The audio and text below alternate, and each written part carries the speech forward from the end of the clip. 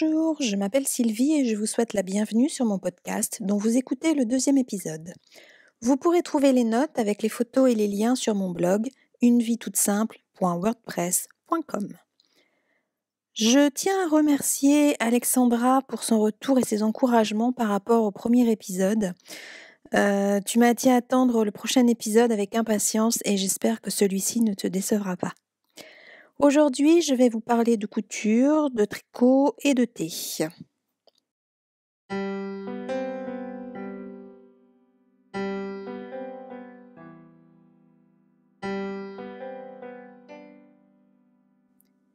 Mes dernières réalisations couture ont été une chemise liquette et une robe.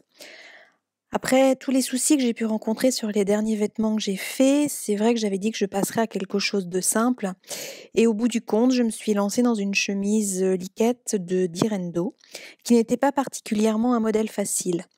En fait, j'avais prévu de coudre une jupe simple, mais je n'avais pas le fil dont j'avais besoin et j'ai dû le commander sur internet.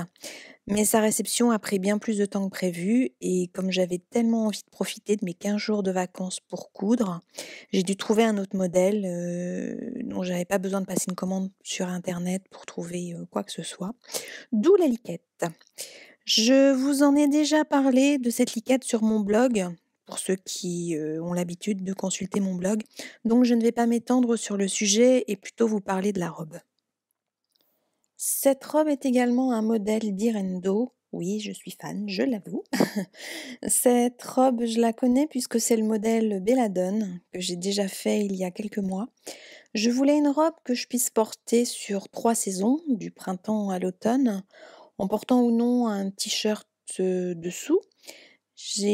Pour faire la robe, j'ai choisi de la popeline de coton couleur pétrole, une sorte de bleu canard.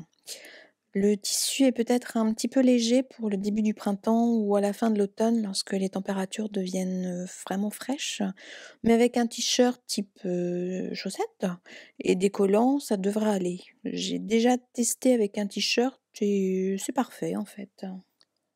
Comme le tissu est uni, j'ai décidé d'apporter une petite touche contrastante. Pour cela, j'ai bordé l'encolure, les emmanchures et la découpe du dos avec du biais noir et j'ai également souligné la taille par du passepoil noir. C'était la première fois que je posais du passepoil et à cette occasion, j'ai appris que le passepoil avait un haut et un bas, chose que j'ignorais complètement. Je ne suis pas mécontente de la façon dont je l'ai posé et je pensais rencontrer plus de difficultés que cela, même si pour la toute première couture, il a fallu que je redéfasse parce que je l'avais cousu en fait, à l'envers, vu que c'est après que j'ai appris qu'il y avait un haut et un bas au niveau du passepoil. J'ai passé un petit moment à chercher une fermeture éclair invisible qui pouvait s'assortir au mieux avec la couleur du tissu. Il faut dire que j'ai toujours le chic pour trouver des couleurs qui ne soient pas standards et cette fois-ci, heureusement que pour les fils, j'avais un nuancier et parce que j'avoue que c'est quand même bien pratique et j'ai pu directement aller en magasin et trouver le fil que je voulais. Enfin bref, bien qu'à la base, je voulais une fermeture, éclair de la même couleur que le tissu, j'ai fini par choisir une fermeture éclair noire pour rappeler, le biais et le passepoil. De toute façon, je ne trouvais pas du tout de fermeture éclair de la couleur, du tissu ou qui s'en rapproche suffisamment sans que ça fasse, vraiment une couleur trop différente en fait, et du coup le noir était la couleur la mieux adaptée en fin de compte. Pour la première fois, j'ai réussi à poser ma fermeture éclair invisible du premier coup. J'en suis super fière, je dois l'avouer, d'autant plus qu'elle ne se voit pas du tout. Elle est un petit peu raide, à passer au niveau des 2 lignes du passepoil, mais c'est normal vu l'épaisseur et là, je l'ai déjà portée une fois et je dois dire qu'après, lavage et repassage, c'est déjà un petit peu mieux, à ce niveau-là. J'aime beaucoup l'association des 2 couleurs et la façon dont le passepoil souligne encore plus la taille et lui donne un petit côté chic, sans que ça fasse, trop en fait, ça reste simple mais chic.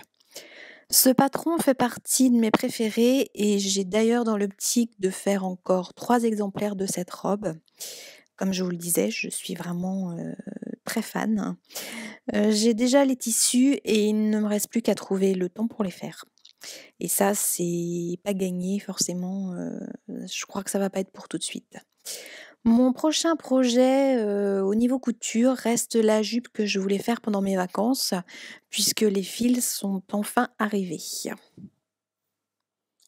Je vais maintenant aborder le prochain sujet, le tricot.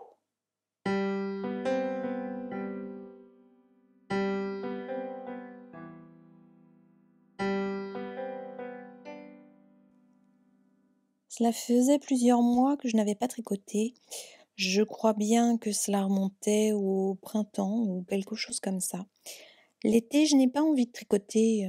Pour moi, le tricot reste une activité d'automne et d'hiver lorsque l'on se pose sur le canapé avec un plaid bien chaud sur les genoux, une bonne tasse de thé, éventuellement un chat à côté de soi, tout en veillant à ce que le dit chat ne joue pas avec la laine. Mais ça, c'est pas forcément toujours facile, sauf s'il est bien décidé à faire sa sieste.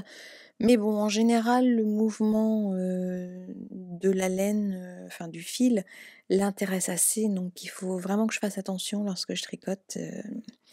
Althea n'est pas trop intéressée par le fil lorsque je tricote, mais c'est plutôt Finnegan qui, lui, adore jouer avec les pelotes de laine. Donc lorsque je tricote, j'enferme ma pelote dans une petite bourse que ma maman avait fait et je la coince à côté de moi, du côté opposé de monsieur le chat, pour que ça soit beaucoup plus simple. En ce qui concerne le tricot, donc j'ai ressorti de derrière les fagots un pull que j'avais commencé en janvier dernier, si je ne me trompe pas. J'avais juste fait le dos et si je veux pouvoir le porter cet hiver, il faut vraiment que je m'y mette. Donc je l'ai ressorti il y a, 15 jours, 3 semaines à peu près. C'est le modèle, numéro 583 extrait du Bergère de France Explication tricot 2012-2013. C'est un joli modèle avec des torsades, pas compliqué à tricoter, mais qui demande de l'attention à cause des torsades justement. Pour le tricoter, j'ai choisi la laine fil d'art Oxygène dans le coloris amande. Je voulais une laine à la fois douce, légère et chaude et c'est ce que j'ai trouvé de mieux en fait, en boutique. Je l'ai choisi dans la couleur amande parce que sur le modèle, le tricot, enfin le pull est en pas vraiment blanc, je dirais une sorte de blanc cassé, crème presque, plus blanc cassé en fait. Et je voulais pas faire quelque chose de blanc parce que même si je trouve ça très joli, c'est en fait très salissant et j'avais peur de ne pas le porter. Donc du coup, j'ai opté pour une couleur, claire, mais moins salissante en fait, je l'espère. J'en suis à peu près à la moitié de la partie devant et c'est un modèle qui monte assez vite, lorsque l'on a le temps de se poser pour tricoter au calme. Je dois avouer que j'ai hâte de le terminer parce que je suis impatiente de voir ce qu'il va donner. Là, je suis dessus, mais je pense déjà au projet, suivant, d'autant plus que j'ai reçu de la jolie laine pour mon anniversaire et que je pense avoir trouvé le modèle pour l'utiliser au mieux. Mais je ne vous en dis pas plus pour le moment parce que je suis pas encore, vraiment décidée à 100 et puis, après j'aurai plus rien à vous dire, dans un prochain épisode donc je me limite à ce pull que je suis en train de tricoter. Je sais que certaines personnes, auraient déjà mis, sur pied le nouveau projet, mais moi je suis incapable de travailler sur 2 ouvrages en même temps. C'était déjà le cas lorsque je brodais, c'est le cas également lorsque je fais de la couture. Il m'est impossible de mettre en route 2 choses en même temps parce que je n'arrive pas à alterner les projets, en fait. Je finis toujours par ne m'occuper que d'un seul et à mettre l'autre en attente jusqu'à ce que le premier soit terminé. Je crois que je suis trop impatiente de voir le résultat final pour avoir plusieurs projets en cours, ça doit être quelque chose dans ce style-là, en fait. Je suis bien contente de m'être remise à tricoter et je reconnais que cela m'a manqué chose dont je ne m'étais pas aperçue jusqu'ici et je pense que je vais passer une bonne partie de mes soirées d'automne et d'hiver à tricoter. Ce ne sont pas les projets qui manquent et puis j'ai un stock de laine à écouler aussi. J'en arrive maintenant à la dernière partie de cet épisode, le thé.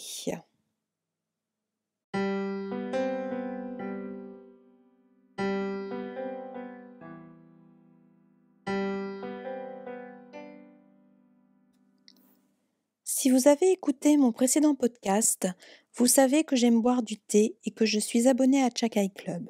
Vous pourrez retrouver le lien dans les notes sur mon blog. Chaque mois, je reçois 5 thés différents et j'ai décidé de vous parler des thés reçus.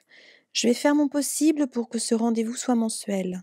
Normalement, je devrais réussir à les goûter tous les 5 au cours du mois et donc vous en parler en fin de mois ou au début du mois suivant devrait être une chose faisable. Tout va dépendre ensuite du temps dont je dispose pour enregistrer un épisode du podcast. L'abonnement de septembre avait pour thème la rentrée, avec l'intitulé La rentrée, même pas peur, zen dans ma bulle de thé. Je vous lis l'édito du carnet des saveurs. La rentrée, cette période si particulière où tout redémarre à fond après une période estivale de calme et de repos. Une sorte de remise à zéro. On se fixe parfois de nouveaux objectifs, de bonnes résolutions vite oubliées. On pense aussi à Noël, qui sera là plus vite qu'on ne le croit. Et d'un coup, notre tête commence à tourner, entre 2 listes de fournitures ou 2 files d'attente pour l'inscription des bouts de choux dans leurs activités sportives et culturelles. Alors nous, on dit stop. La seule bonne résolution à garder est de prendre soin de vous, vous chouchouter en buvant vos thés préférés. Je vous souhaite une rentrée tout en douceur. Voilà pour l'édito. Dans l'abonnement découverte du mois, il y avait 2 thés noirs, Reine de Saba et Beautiful Day, 2 thés verts, Joie de vivre et Mon petit péché mignon, et du Honey-Bush. Les bonus c'était de délicieuses guimauves et 2 bonbons au thé vert à la menthe. Je n'ai malheureusement pu en déguster qu'un seul, le plastique de l'emballage du deuxième ayant décidé de fusionner avec le bonbon. J'ai bien essayé de le décoller, mais rien à faire, impossible. C'était un petit peu dommage, mais bon, c'est pas grave. Une jolie carte représentant du thé coulant d'une théière pour se déverser dans une tasse accompagnait le tout. J'ai mis la carte sur la porte de mon frigo où je peux la contempler régulièrement. En plus, il y a une petite phrase marquée dessus, Keep calm and drink tea, qui va très bien, je trouve, et qui fait bien transparaître l'esprit du thé qui peut faire passer un bon moment et calmer un petit peu aussi quand on peut se sentir énervé. Une bonne tasse de thé, ça fait du bien. Mon thé préféré du mois est, je devrais même dire était, puisqu'il a été fini très rapidement, Reine de Saba. C'est un thé noir Assam à l'arôme naturel de pistache, à la cardamome et au poivre noir. Poivre rose, pardon. J'ai beaucoup apprécié sa douceur malgré la présence du poivre rose et de la cardamome. La pistache apporte de la douceur sans être trop présente. C'est un thé que j'ai apprécié le matin et je suis arrivée au bout des 20 grammes très rapidement. Trop même, parce que je n'aurais pas été contre l'idée d'en boire encore. Je pense que c'est un thé que je recommanderais assez régulièrement en fait. En deuxième position vient Beautiful Day, qui est également un thé noir Assam. Le thé noir est mon préféré, surtout pour boire sur mon lieu de travail, parce que je ne peux pas contrôler la température ou la durée précise de l'infusion.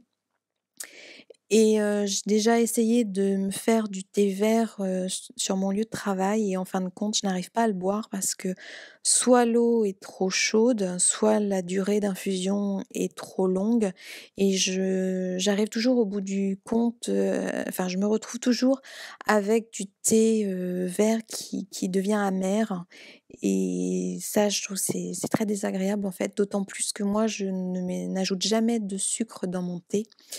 Donc je me contente de thé noir pour mon travail. Le thé vert, je me le réserve pour le week-end lorsque je suis à la maison pendant les vacances. Beautiful Day est également, composé de maté vert, d'arômes naturels d'écorce de citron, de fleurs de souci et de fleurs de bleu et rouge. C'est un thé dynamique qui vous donne du peps dès le matin. J'ai beaucoup aimé l'esthétique, de ce thé à sec avec, les fleurs séchées.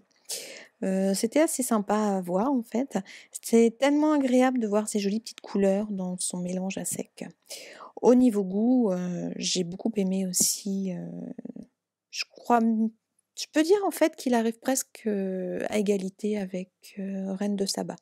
Même si j'ai préféré la douceur de Reine de Saba en fait.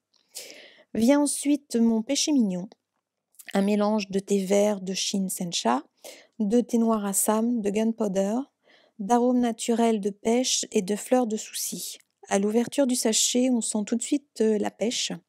À l'infusion, elle est présente, mais reste discrète en fin de compte. Comme il y a du thé vert, attention à ne pas infuser le thé trop longtemps, sous peine de se retrouver avec un breuvage plus ou moins amer. Comme je vous le disais, ça m'est arrivé au travail et du coup, bah, ce thé, je le garde pour chez moi. Ensuite, c'est le honeybush. Le honeybush est proche du rooibos et a l'avantage de ne pas avoir de théine. Il peut donc être consommé le soir sans risque de provoquer une insomnie ou un énervement, enfin énervement est peut-être un bien grand mot, mais disons que vous pouvez le boire à n'importe quel moment dans la journée. Riche en antioxydants, il aide à renforcer le système immunitaire et est notamment utilisé pour soulager les maux de gorge. Le goût m'a paru étrange au premier abord, impossible, vraiment de vous décrire ce que j'ai pu, trouver au niveau de ce breuvage. On parle d'un goût de miel, mais je suis pas une grande habituée du miel, alors je sais pas trop. Je suis pas vraiment fan non plus de miel, mais j'ai pas eu cette impression de retrouver, vraiment du miel. J'avoue préférer le rooibos, mais je pense que c'est une question d'habitude et au bout de 2 ou 3 infusions, j'avoue que je commence à m'y habituer un petit peu. Je vais certainement en faire provision pour cet hiver et alterner les infusions le soir avec le rooibos. Je vais aussi voir s'il existe, du honeybush aromatisé, pour voir si je trouve le goût un petit peu différent, d'autant plus que celui-ci là que je viens de goûter, il est nature. Enfin, celui qui est en fin de liste, c'est Joie de vivre, un thé vert de Chine sencha auquel s'associent des fleurs d'hibiscus, des morceaux de pommes, du cynorrhodon, des baies de goji et des framboises. L'hibiscus me faisait un petit peu peur parce que je n'aime pas vraiment ça, mais heureusement je ne l'ai pas trop senti au niveau du goût. Je n'ai pas retrouvé le goût de la pomme non plus, ce que je trouve un petit peu dommage. Quant à la framboise, en fait, elles sont bien présentes visuellement, mais je les ai pas non plus retrouvées, une fois infusées. Disons que pour ce mélange, je n'arrive pas à retrouver une dominante quelconque, au niveau du goût. Il est pas mauvais, on peut pas dire ça, mais c'est celui qui m'attire, le moins dans ce que j'ai pu recevoir au niveau du mois. Voilà, nous arrivons à la fin de cet épisode. J'espère que cela vous a intéressé et je vous remercie non seulement de l'avoir écouté, mais aussi d'être allé jusqu'au bout. N'hésitez pas à me faire part de vos impressions, à me dire s'il y a des choses qui ne vont pas ou qui seraient à améliorer.